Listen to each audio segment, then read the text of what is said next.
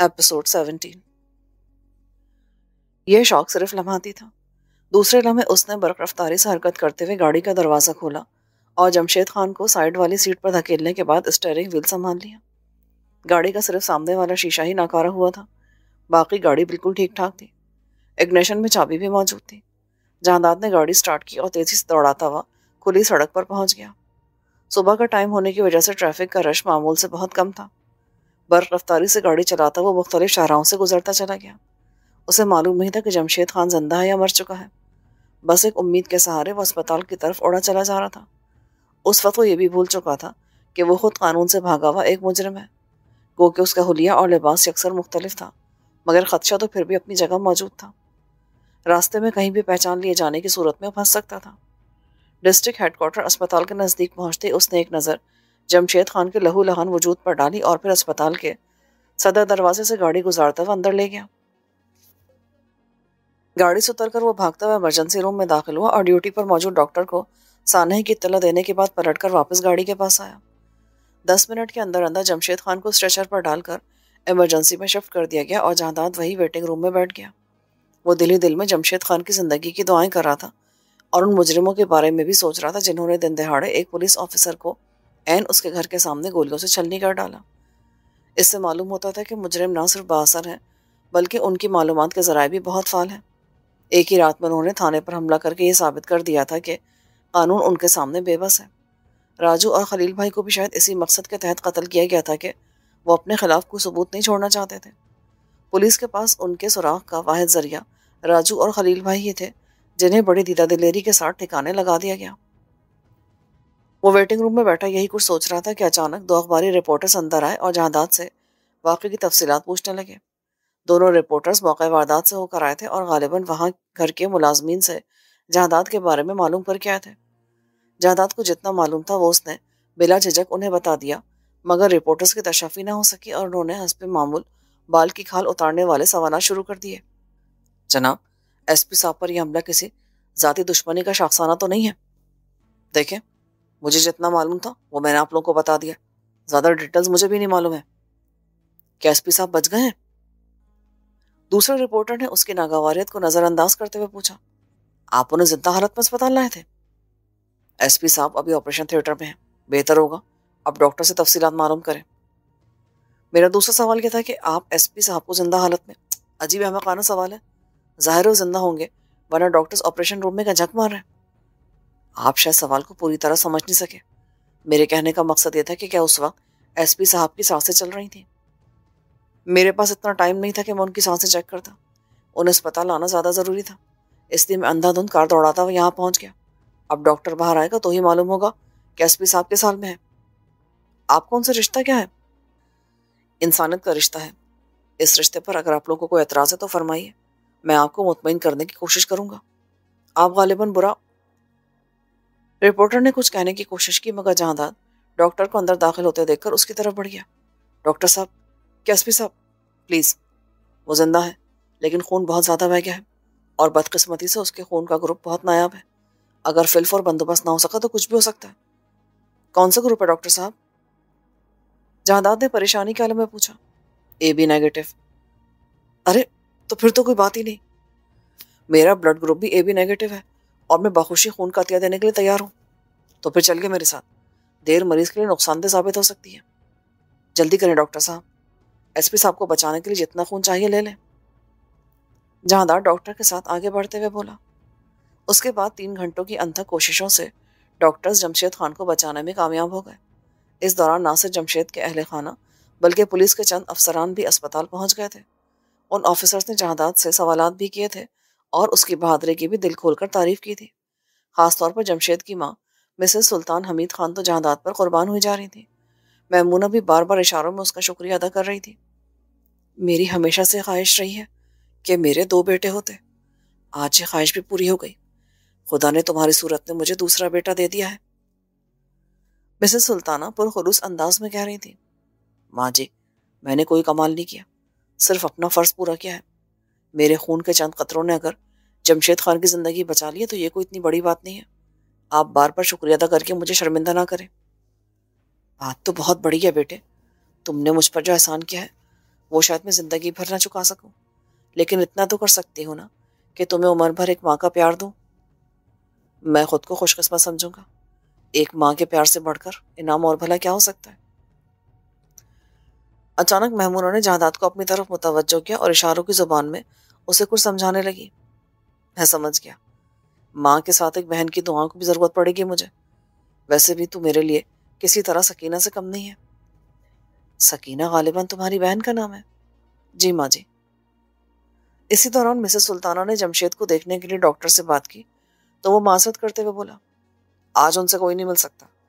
میں آپ کے جذبات کو سمجھ سکتا ہوں، لیکن فی الحال ایس پی صاحب سکون آور دواؤں کے زیر اثر ہیں۔ باہر کے آپ کو پریشان ہونے کی قطعی ضرورت نہیں ہے، وہ خطرے سے بالکل باہر ہے۔ انشاءاللہ کل صبح تک گفتگو کرنے کے بھی قابل ہو جائیں گے۔ آپ کی بات تو بالکل بجا ہے، مگر میں اسے دور سے دیکھ لوں پلیز؟ آئیے، لیکن صرف ایک نظر۔ آپ زیادہ دیر وہاں ٹھہر نہیں سکتے، کیونکہ ابھی تھوڑی دیر پہلے اس کے کمرے کے سامنے پولیس گارڈز کھڑے کر دیے گئے ہیں۔ جی جی، میں 1 منٹ سے زیادہ دیر وہاں نہیں رکوں گی، آپ فکر مند نہ ہوں۔ اوکے۔ ٹھیک 5 منٹ بعد مسز سلطانہ اور میمونہ کھڑکی سے بے ہوش پڑے ہوئے جمشید خان کا نظارہ کر رہی تھی۔ سفید پٹیوں میں لپٹا وہ بالکل بے حس و حرکت پڑا تھا۔ بیڈ کے ساتھ ہی سٹینڈ پر خون کی تھیلی لٹکی ہوئی تھی، غالباً اسے بدستور خون دیا جا رہا تھا۔ میمونہ نے اپنے اکلوتے بھائی کی حالت دیکھ کر اوں آ کرنے کی کوشش کی تو مسز سلطانہ نے ہونٹوں پر انگلی رکھ کر اسے چپ رہنے کا اشارہ کیا۔ اس کی اپنی کیفیت بھی میمونہ سے کچھ مختلف نہ تھی۔ دل چاہ رہا تھا کہ دوڑتی ہوئی جائے اور اپنے اکلوتے بیٹے کو سینے سے لگا لے، لیکن مجبوری آڑے تھی، اس لیے وہ زیادہ دیر وہاں نہ رکی اور میمونہ کا ہاتھ پکڑ کر واپس جہادات کے پاس پہنچ گئی۔ ملائی ماں جی، کس حال میں ہے وہ؟ بس ایک جھلک دیکھی ہے بیٹا، سکون آور دواؤں کے زیر اثر سو رہا ہے۔ دعا کرو اللہ تعالیٰ اسے جلد از جلد صحتیاب کرے۔ ویسے ڈاکٹر بتا رہا تھا کہ کل صبح تک وہ بولنے کے قابل ہو جائے گا۔ تو صبح کون سی دور ہے ماں جی؟ اللہ تعالیٰ نے کرم کیا ہے، اس کی جان بچ گئی ہے، ورنہ مارنے والوں نے کوئی کسر نہیں چھوڑی تھی۔ اسی لیے تو میں اکثر اس سے کہتی رہتی ہوں کہ پولیس کی نوکری میں رکھا ہی کیا ہے، اللہ کا دیا سب کچھ ہے ہمارے پاس، صرف زمینوں سے اتنا آتا ہے کہ بغیر کوئی کام کیے ہم شاندار زندگی بسر کر سکتے ہیں۔ ماں جی، کیا پولیس کی نوکری کا مقصد صرف پیسہ کمانا ہوتا ہے؟ اور نہیں تو کیا، لوگ پیسے کی خاطر تو سرکاری ملازمتیں کرتے ہیں، ورنہ کس کو پڑی ہے کہ دن رات خطرناک مجرموں کے پیچھے بھاگتا پھرے۔ جمشید نے اپنے ساتھ ساتھ ہم ماں بیٹی کی زندگی بھی داؤ پر لگا رکھی ہے۔ لاکھ منت سماجت کرتی ہوں پر وہ سنتا ہی نہیں، کہتا ہے کہ… اچانک ایک پولیس انسپکٹر دندناتا ہوا اندر داخل ہوا تو مسز سلطانہ کی بات ادھوری رہ گئی۔ جہادات کس کا نام ہے بھائی؟ انسپکٹر نے روایتی انداز سے پوچھا تو جہادات کا دل دھڑک اٹھا۔ پولیس انسپکٹر کے موٹے بھدے ہونٹوں پر استہزائیہ مسکراہٹ تھی اور وہ جہادات کو ناگوار انداز میں گھورا تھا۔ جی فرمائیے، میرا نام جہادات ہے، کیا کر سکتا ہوں میں آپ کے لیے؟ تمہیں میرے ساتھ تھانے چلنا ہوگا، چلو جلدی کرو۔ پر کس جرم میں جناب؟ کیا کیا ہے میں نے؟ وہ زیادہ معصوم بننے کی ضرورت نہیں ہے، جو کہا جا رہا ہے وہ کر۔ انسپکٹر صاحب تم ہوش میں تو ہو؟ جہادات ہمارا مہمان ہے، تم اسے کس جرم میں تھانے لے کر جانا چاہتے ہو؟ اس نے اپنی جان کی پرواہ نہ کرتے ہوئے جمشید خان کی جان بچائی ہے۔ اس مہمان کے بارے میں آپ کتنا جانتی ہے بیگم صاحبہ؟ یہ کون ہے، کہاں کا رہنے والا ہے اور پشاور کیوں آیا؟ احمقانہ باتیں مت کرو، میں نے کہہ دیا تم اسے نہیں لے جا سکتے۔ اور کیوں نہیں لے جا سکتے؟ یہ ایک مشتبہ شخص ہے، اور سب سے اہم بات یہ کہ اس کی جیپ کی باڈی پر گولیوں کے نشانات پائے گئے ہیں۔ مجھے شک ہے کہ اس کا تعلق کسی جرائم پیشہ گروہ سے ہے۔ یہ میرا نہیں، جمشید خان کا حکم ہے، تم اسے نہیں لے جا سکتے۔ اب تم جاؤ، یہی تمہارے حق میں بہتر ہے، ورنہ یہ بات آئی جی صاحب کے کانوں تک پہنچ جائے گی۔ دیکھیں جی، آپ قانون کو ہاتھ میں لینے کی کوشش نہ کریں، ورنہ… میں نہیں، تم قانون کو ہاتھ میں لینے کی کوشش کر رہے ہو۔ چلے جاؤ ورنہ پچھتاؤ گے۔ آپ زیادتی کر رہی بیگم صاحبہ، خواہ ایک مشکوک شخص کو پناہ دے رہی ہیں۔ ہو سکتا ہے یہ انہی مجرموں کا ساتھی ہو جنہوں نے ایس پی صاحب پر قاتلانہ حملہ کیا ہے۔ اس کا فیصلہ ایس پی صاحب خود کریں گے، تمہیں پریشان ہونے کی کوئی ضرورت نہیں ہے، تمہاری بھلائی اسی میں ہے کہ چلے جاؤ یہاں سے۔ انسپکٹر غصے سے بڑبڑاتا ہوا باہر نکل گیا۔ جہادات بیٹا، تمہیں پریشان ہونے کی کوئی ضرورت نہیں، شاید انسپکٹر کو کوئی غلط فہمی ہوئی ہے۔ اصل میں غلطی میری ہے، کیونکہ میں نے ابھی تک آپ لوگوں کو اپنے بارے میں کچھ بتایا نہیں، ورنہ انسپکٹر صاحب میرے بارے میں کبھی مشکوک نہیں ہو سکتے تھے۔ بہرحال اب میں آپ لوگوں کو اپنے بارے میں سب کچھ بتا دوں گا۔ ہمیں تمہارے بارے میں جان کر خوشی ہوگی، لیکن ابھی نہیں۔ جب جمشید مکمل طور پہ صحتیاب ہو کر گھر آ جائے گا نا، پھر ہم سب مل کر تمہاری سرگزشت سنیں گے۔ وقتی طور پر مصیبت ٹل جانے کے باوجود جہانداد پریشان تھا۔ وہ ایک اہم سیاسی شخصیت کو قتل کر چکا تھا۔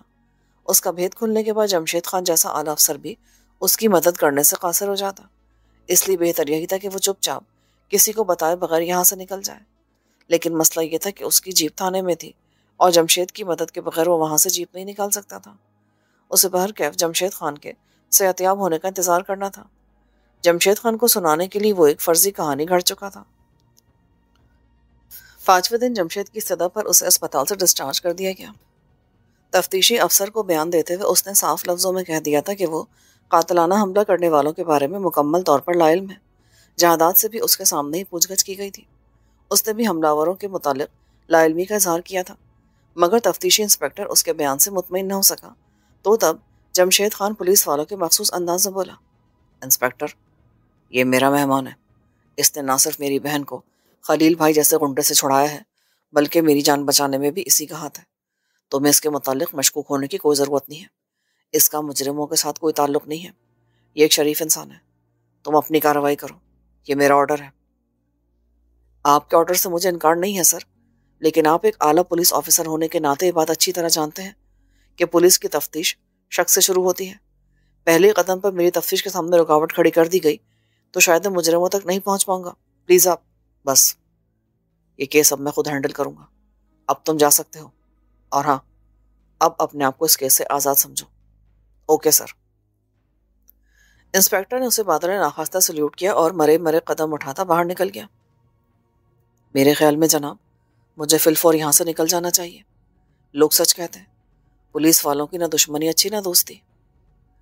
جہاداد پریشانی کے عالم میں بولا، تمہارا یوں بھاگ جانا تو مجھے مشکوک کر دے گا بھائی۔ ویسے تمہیں ڈرنے کی ضرورت نہیں ہے۔ میرے ہوتے ہوئے تمہیں کوئی بھی ٹیڑھی نگاہوں سے نہیں دیکھ سکتا، اور ابھی تو تمہاری جیپ بھی منگوانی ہے۔ پھر بھی مجھے جانا تو پڑے گا نا۔ میں کب تک آپ کے یہاں رہوں گا؟ وہاں گاؤں میں بھی میرا شدت سے انتظار ہو رہا ہوگا۔ چلے جانا، میں تمہیں روکوں گا نہیں، لیکن یہ انسپکٹر جب تک مطمئن نہیں ہوگا تمہارا یہاں سے جانا ٹھیک نہیں۔ اور ہاں، یہ انسپکٹر تمہاری جیپ کی باڈی پر گولیوں کے نشانات کی بات کیوں کر رہا تھا؟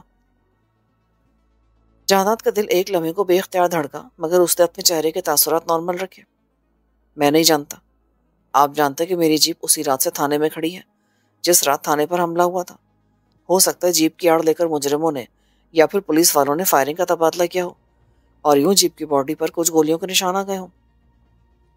ویری گڈ، بالکل یہی بات ہوگی، لیکن کیا؟ بھائی، یہ بات تمہیں انسپکٹر کو بتانی چاہیے تھی نا۔ وہ احمق خواہ تمہارے بارے میں مشکوک ہو رہا تھا۔ میں تو آپ کا لحاظ کر رہا تھا جناب، ورنہ اسے کھری کھری سنا تھا۔ بہرحال اب اسے ضرور بتاؤں گا۔ اب اس کی کوئی ضرورت نہیں، میں اسے خود بتا دوں گا۔ ٹھیک ہے جناب، جیسے آپ کی مرضی۔ اب میں چلوں گا، دیر سے پہنچوں اس لیے فکر نہ کرنا۔ کیا کہیں باہر جانے کا ارادہ ہے؟ ہاں، رحیم خان کو ڈھونڈنا چاہتا ہوں۔ پہلے ہی میرا بہت ٹائم ضائع ہو چکا ہے۔ 40,000 روپے کی رقم کم تو نہیں ہوتی نا؟ نہ جانے وہ کمینہ کس بل میں چھپا ہوا ہے۔ رقم نہ ملی تو میری بہن کی شادی نہیں ہو سکے گی۔ کیا تمہیں یقین ہے کہ اس نے تمہیں اپنا صحیح نام پتہ بتایا ہوگا؟ ایسے لوگ اکثر فراڈی ہوتے ہیں۔ نہیں، میں نہیں مان سکتا۔ وہ گزشتہ 1 سال سے ہمارے علاقے میں رہائش پذیر ہے، اور شادی بھی اس نے وہیں سے کی ہے۔ اس کی بیوی ہمارے نزدیکی گاؤں کی رہنے والی ہے۔ رحیم خان دھوکے باز نہیں ہو سکتا۔ البتہ یہ ہو سکتا ہے کہ پشاور آ کر وہ کسی مصیبت میں پھنس گیا ہو۔ وہ پشاور کب آیا تھا؟ جناب، میں آپ کو ساری کہانی سنا تو چکا ہوں۔ رحیم خان کو پشاور آئے 1 ماہ ہونے والا ہے، اور وہ یہاں لکڑی لے کر آیا تھا۔ غالباً کسی فرنیچر فیکٹری کے ساتھ اس کا معاہدہ ہے۔ وہ ہمارے علاقے سے لکڑی خریدتا ہے، آرا مشین سے خریدی ہوئی لکڑی کے تختے بنواتا ہے، اور پھر فروخت کرنے کے لیے یہاں لے آتا ہے۔ تم اس کی بیوی سے مل کر آئے تھے؟ نہیں، کاش مجھ سے مل کر آتا تو شاید یوں خوار نہ ہونا پڑتا۔ سمجھ میں نہیں آتا کیا کروں۔ کیا منہ لے کر واپس جاؤں گا؟ ماں سے کیا کہوں گا؟ چاچا کو کیا بتاؤں گا؟ دیکھو، پریشان ہونے سے مسائل حل نہیں ہوتے۔ غلطی تمہاری اپنی ہے۔ پہلی بات تو یہ کہ تم لوگوں نے ایک اجنبی شخص کو ادھار لکڑی بیچی، اور دوسری بات ہے کہ رحیم خان کے بارے میں بغیر کچھ معلوم کے یہاں چلے آئے۔ حتیٰ کہ تمہیں اس فرنیچر فیکٹری کا نام تک تو معلوم نہیں ہے جس کے ساتھ بقول تمہارے رحیم خان کا معاہدہ ہے۔ ایسی صورتحال میں تم اسے کیسے ڈھونڈ سکتے ہو؟ یہ اتنا بڑا شہر ہے، یہاں تو کئی رحیم خان ہوں گے۔ بہرحال میں اپنی کسی کوشش کروں گا، ہو سکتا ہے کوئی معجزہ ہو جائے۔ نہیں جناب، رہنے دیں، آپ پہلے ہی بہت پریشان ہیں، میں اسے خود تلاش کر لوں گا۔ اگر نہ ملا تو واپس جا کر اس کی بیوی سے اس کا پتہ ٹھکانہ معلوم کروں گا۔ ٹھیک ہے، جاؤ ڈھونڈو، لیکن ذرا محتاط رہنا، نہ صرف مجرموں کی تم پر نظر ہوگی بلکہ پولیس کا بھی کوئی نہ کوئی جاسوس تمہاری تاڑ میں ہوگا۔ آپ فکر نہ کریں، مجھے اپنی حفاظت کرنا خوب آتی ہے، ویسے بھی میں مسلح ہو کر جاؤں گا۔ جہاداد باہر نکل گیا اور جمشید نے سائیڈ میں رکھے ہوئے فون کا ریسیور اٹھا لیا۔ جہاداد جمشید خان کے بنگلے سے نکلا اور تیز تیز قدموں سے چلتا بڑی سڑک پر پہنچ گیا۔ وہاں سے ٹیکسی لی اور شہر کے مصروف علاقے میں پہنچ کر اتر گیا۔ وہ اپنی سوچوں میں اس قدر کھویا ہوا تھا کہ ایک بار بھی پیچھے مڑ کر دیکھنے کی زحمت گوارا نہ کی۔ سادہ کپڑوں میں ملبوس ایک پولیس والا نہایت احتیاط سے اس کا تعاقب کرا تھا، وہ کہ اس نے اپنی طرف سے ایک گھڑی گھڑائی کہانی سنا کر جمشید خان کو مطمئن کر دیا تھا، مگر یہ اس کی خوش فہمی تھی۔ جمشید خان ایک ذہین آفیسر تھا، اس نے بڑی توجہ سے اس کی کہانی سنی تھی جس میں کئی جھول تھے، لیکن اس نے جہاداد کو ٹوکنے کی ضرورت محسوس نہیں کی۔ ایک تو وہ پولیس والا تھا اور پولیس والوں ہی کی طرح جہاداد کا سراغ لگانا چاہتا تھا۔ یہ سادہ لباس والا پولیس مین جمشید خان کے حکم پر ہی جہاداد کا پیچھا کر رہا تھا۔ جمشید نے اس کو اچھی طرح سمجھا دیا تھا کہ وہ جہاداد کی کڑی نگرانی کرے، مگر جہاداد کی کسی معاملے میں بھی ٹانگ نہ اڑائے۔ جہاداد اپنے تعاقب سے بے خبر سوچوں میں کھویا آگے بڑھ رہا تھا۔ دونوں کے درمیان 20-25 گز کا فاصلہ تھا۔ اس وقت وہ شہر کے صنعتی علاقے سے گزر رہا تھا۔ ارد گرد چھوٹی چھوٹی فیکٹریوں کے سائن بورڈ دیکھتے ہی اچانک وہ ٹھٹک کر رک گیا۔ بائیں ہاتھ ایک فرنیچر فیکٹری کا سائن بورڈ نظر آ رہا تھا۔ اس نے کچھ سوچا اور پھر سڑک کراس کرتا ہوا فیکٹری کے صدر دروازے کی طرف بڑھ گیا۔ اندر جا کر اس نے فیکٹری کے مالک سے ملنے کی خواہش ظاہر کی تو کاریگروں سے معلوم ہوا کہ مالک تو ابھی پہنچا ہی نہیں ہے، تاہم مینیجر اپنے آفس میں ہے۔ ڈرامے میں حقیقت کا رنگ بھرنے کے لیے وہ مینیجر کے دفتر میں داخل ہوا۔ جی فرمائیے، میں آپ کی کیا خدمت کر سکتا ہوں؟ شکریہ جناب، لیکن میں یہاں کسی کاروباری سلسلے میں نہیں آیا بلکہ کچھ معلومات حاصل کرنے آیا ہوں۔ آئی ہوپ کہ آپ مجھ سے تعاون کریں گے۔ پوچھیں، کیا پوچھنا ہے؟ مینیجر نے بیزاری سے کہا۔ کسی رحیم خان کو جانتے ہیں آپ؟ وہ فرنیچر فیکٹریوں کو لکڑی سپلائی کرتا ہے۔ نہیں، ہمیں جتنے بھی لوگ لکڑی سپلائی کرتے ہیں ان میں کسی کا بھی نام رحیم خان نہیں ہے۔ آپ ایسا کریں کہ سیدھے خیبر فیکٹری چلے جائیں، امید ہے وہاں لوگ جانتے ہوں گے۔ شکریہ جناب، تکلیف دینے پر معذرت خواہ ہوں۔ جہاداد الٹے قدموں واپس مڑتے ہوئے بولا۔ فیکٹری سے نکلتے ہوئے غیر ارادی طور پر اس کی نگاہ ایک نوجوان شخص پر پڑی اور وہ چونک گیا۔ اس کے لبوں پر ایک مذائقہ خیز مسکراہٹ ابھر کر معدوم ہو گئی۔ مان گئے جمشید خان، تو ایک پولیس والا ہے تو میں بھی ایک فوجی ہوں۔ تیری چال تجھ پر ہی نہ پلٹتی نا تو میرا نام بدل دینا۔ اس نے زیر لب خود کلامی کی۔ اپنا شک دور کرنے کے لیے اس نے دوبارہ ایک سرسری سے نگاہ اس مشکوک نوجوان پر ڈالی اور پھر تیزی سے ایک قریبی مارکیٹ کی طرف بڑھ گیا۔ چند دکانیں گھومنے کے بعد اس کا شک یقین میں بدل چکا تھا۔ وہ نوجوان واقعی اس کا تعاقب کر رہا تھا، مگر جہاداد نے اسے احساس نہ ہونے دیا کہ وہ نظروں میں آ چکا ہے۔ تاہم جہاداد کے لیے اب یہ ضروری ہو گیا تھا کہ وہ جمشید خان کا شک دور کرنے کے لیے رحیم خان نامی شخص کی تلاش کا ڈرامہ جاری رکھے۔ مارکیٹ سے نکل کر وہ دوبارہ صنعتی علاقے کی طرف روانہ ہو گیا۔ دوپہر تک اس نے مزید 3 فرنیچر فیکٹریوں سے فرضی رحیم خان کے متعلق معلومات حاصل کی، مگر اسے ہر جگہ ناکامی کا سامنا کرنا پڑا۔ البتہ آخری فیکٹری میں اسے رحیم خان نامی ایک شخص ملا، لیکن وہ فیکٹری میں کام کرنے والا ایک کاریگر تھا۔ آخری فیکٹری سے وہ بالکل تھکے تھکے انداز سے باہر نکلا اور قدرے جھنجھلایا ہوا بھی تھا۔ یوں لگتا تھا جیسے کسی سے اس کی تلخ کلامی ہوئی ہو۔ دراصل تعاقب کرنے والے کو وہ یہ تاثر دینا چاہتا تھا جیسے وہ سچ مچ کسی کو تلاش کرتے کرتے تنگ آ گیا ہے۔ اسے معلوم تھا کہ یہ جو کوئی بھی ہے اس کا تعلق جمشید خان سے ہے اور وہ جمشید خان کو جلد یا بدیر ضرور رپورٹ دے گا۔ باہر نکل کر اس نے ایک ٹیکسی روکی اور تعاقب کرنے والے کو نظر انداز کرتے ہوئے ٹیکسی میں بیٹھ گیا۔ کہاں چلنا ہے صاحب؟ کسی اچھے سے ہوٹل چلو جہاں کا کھانا شاندار ہو۔ جی صاحب، ضرور۔ ڈرائیور نے گاڑی آگے بڑھا دی۔ جہاداد نے مڑ کر دیکھا تو تعاقب کرنے والا نوجوان ایک خالی ٹیکسی روک چکا تھا۔ احمق کہیں کا، اس نے دل ہی دل میں کہا اور سیٹ کے پشت سے سر ٹکا کر آنکھیں بند کر لی۔ 20 منٹ بعد ٹیکسی ایک 5 اسٹار ہوٹل کے سامنے پہنچ کر رک گئی۔ لیجئے صاحب، یہ شہر کا بہترین ہوٹل ہے۔ یہاں کا نہ صرف کھانا بہترین ہے بلکہ ریٹ بھی نہایت مناسب ہے۔ گاہکوں کی ہر ضرورت کا خیال رکھا جاتا ہے۔ مہربانی، مجھے ایسے کسی ہوٹل کی تلاش تھی۔ جہاداد نے کرایہ ادا کیا۔ ہوٹل کے مین گیٹ کی طرف بڑھتے ہوئے اس نے اپنے عقب میں دیکھا تو تعاقب کرنے والا نوجوان خواجہ فروش کے پاس رکا ہوا تھا۔ ایسا شاید وہ جہادات کو دھوکہ دینے کے لیے کر رہا تھا۔ وہ دل ہی دل میں اس کی حماقت پر مسکراتا ہوا ہوٹل میں داخل ہوا۔ ہال میں پہنچنے کے بعد اس نے ایک پرسکون گوشے میں سیٹ سنبھال لی۔ جی سر، کیا لینا پسند کریں گے آپ؟ فوراً ایک ویٹر اس کے سر پہ سوار ہو گیا۔ بھائی میں نے یہاں کی بہت تعریفیں سنی ہیں، ایسا کرو کہ پہلے کھانا لے آؤ۔ ٹھیک سنا ہے سر آپ نے بالکل، یہاں ایک دم فرسٹ کلاس کھانا ملتا ہے۔ حکم کریں، کیا کھانا پسند کریں گے؟ جو کھانا سب سے لذیذ پکتا ہے وہ لے آؤ۔ یہاں کا ہر کھانا لذیذ ہوتا ہے صاحب، مگر بریانی اور کڑھائی گوشت تو لاجواب ہوتے ہیں۔ تو ٹھیک ہے، بریانی لے آؤ۔ جہادات نے مسکرا کر کہا اور ویٹر اسبات میں سر ہلاتا ہوا واپس چلا گیا۔ 5 منٹ کے اندر ویٹر نے اس کے سامنے ٹیبل پر کھانا لگا دیا۔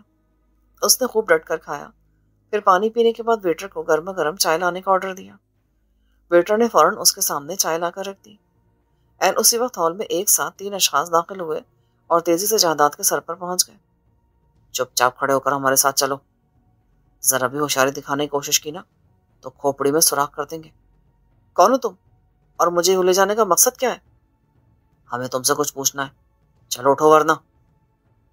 دوسرے نے خوفناک ریوالور نکالتے ہوئے کہا، آرام سے بھائی، آرام سے، یوں دھمکانے سے کام نہیں چلے گا۔ اگر تم لوگوں کو کچھ پوچھنا ہے تو میں بتانے کے لیے تیار ہوں، اس کے لیے ریوالور نکالنے کی کیا ضرورت ہے؟ تلاشی لو اس کی، یہ ایسے نہیں مانے گا۔ اس نے چلا کر اپنے ساتھیوں سے کہا، تماشا مت بناؤ یہاں ورنہ خون خراب ہو جائے گا۔ جہادات ایک جھٹکے سے اٹھ کھڑا ہوا، تم شرافت سے نہیں مانو گے، خون خرابہ تو ہونا ہی ہے۔ ہمیں یہی آرڈر ملا ہے کہ ٹال مٹول کرنے پر تمہیں گولی مار دی جائے، چلو نہیں تو اوپر جانے کے لیے تیار ہو جاؤ۔ جہادات کی جیب میں ریوالور تھا مگر نکالنے کی مہلت نہیں تھی۔ ان تینوں کے ہاتھوں میں ریوالورز تھے اور وہ اس کی ذرا سی حرکت پر ایکشن میں آ سکتے تھے۔ صورتحال مکمل طور پر ان کے حق میں تھی۔ ہال میں موجود دوسرے لوگ بھی اب ان کی طرف متوجہ ہو گئے تھے مگر کوئی بھی نزدیک آنے کی کوشش نہیں کر رہا تھا۔ مان ان تینوں میں سے ایک لوگوں کی طرف متوجہ ہو کر چلایا، بھاگو یہاں سے ورنہ سب مارے جاؤ گے۔ ساتھ ہی اس نے ہوائی فائر داغ دیا۔ لوگ حواس باختہ ہو کر ہال سے باہر نکل گئے۔ پولیس کو فون کرو، جلدی کرو۔ استقبالی کی طرف سے کسی کی چلاتی ہوئی آواز آئی اور فائر کرنے والا بھاگتا ہوا استقبالیہ کلرک کے سر پر پہنچ گیا۔ خبردار، ریسیور نیچے رکھ کر فون سے دور ہو جاؤ ورنہ گولی مار دوں گا۔ کلرک کو نمبر ڈائل کرتے دیکھ کر اس نے ریوالور لہرایا۔ کلرک نے فوراً ریسیور کرڈل پر پٹکا اور کانپتا ہوا اپنی سیٹ سے اٹھ کھڑا ہوا، چلو بھاگو یہاں سے۔ اس نے دوبارہ کلرک کو ڈانٹنے کے بعد حکم دیا۔ دوسری طرف اس کے دونوں ساتھیوں نے جہادات کو بدستور نشانے پر رکھا تھا۔ جہادات کے لیے صورتحال نئی نہیں تھی اور نہ ہی وہ ان کرائے کے ٹٹوؤں سے خوفزدہ تھا، لیکن وہ ایک عوامی مقام پر ہنگامہ کھڑا نہیں کرنا چاہتا تھا اور نہ ہی فائرنگ کا تبادلہ کرتے ہوئے کسی بے گناہ کے خون سے ہاتھ رکھنا چاہتا تھا۔ اپنے تیسرے ساتھی کے واپس پہنچنے کے بعد انہوں نے جہادات کی تلاشی لے کر ریوالور نکال لیے، تاہم اس کی پنڈلی کے ساتھ بندھا ہوا خنجر محفوظ تھا اور یہ بات جہادات کے اطمینان کے لیے کافی تھی۔ وقت پڑنے پر وہ اپنی حفاظت کر سکتا تھا۔ ان تینوں کے گھیرے میں ہال سے نکلتے ہوئے جہادات نے تعاقب کرنے والے کی تلاش میں ادھر ادھر نگاہ دوڑائی لیکن وہ اسے کہیں بھی نظر نہ آیا۔